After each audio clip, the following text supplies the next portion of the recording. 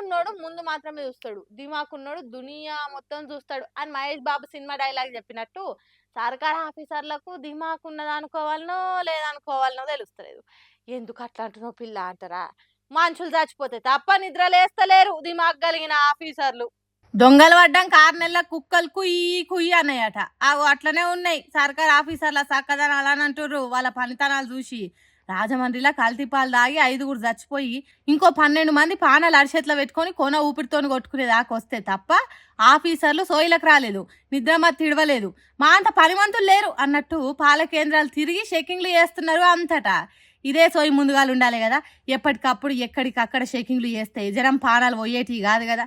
సరే ఇప్పటికైనా పాలు పోస్తున్న సెంటర్లు, ప్యాకెట్లు తయారు చేస్తున్న కేంద్రాలు, నిల్వ చేసి అమ్ముతున్న దుకాణాలు చెకింగ్లు చేస్తున్నారు.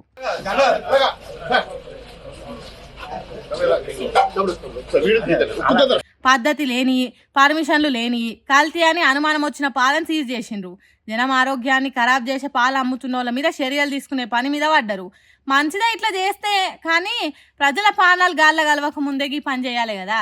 ఇక ఈ ముచ్చటాటుంచితే రాజమండ్రిలో కల్తీ పాలు దాగి 5గురు జీవిడిస్తే కోవా బన్ను మీద కొట్లాట చేసిన వాళ్ళంతా ఏడికిపోయినరు.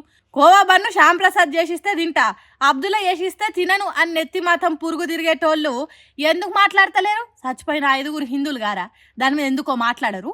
ఆ పాల కల్తీ వేరే మతం వాళ్ళు ఎవ్వలో తయారు చేసినా అవి తాగి ఏ ఒక్కరు చచ్చిపోయినా ఇప్పుడు ఎంత రచ్చ చేసేటోళ్ళు ఏం కథ? అయితే మాయే కానీ ఇప్పటికైనా ఫుడ్ సేఫ్టీ ఆఫీసర్లు మొత్తం చెకింగ్లు చేసి కల్తీ లేకుండా చేయుండ్రి. ఇంకోసారి ఇట్లా కాకుండా చూడుండ్రి.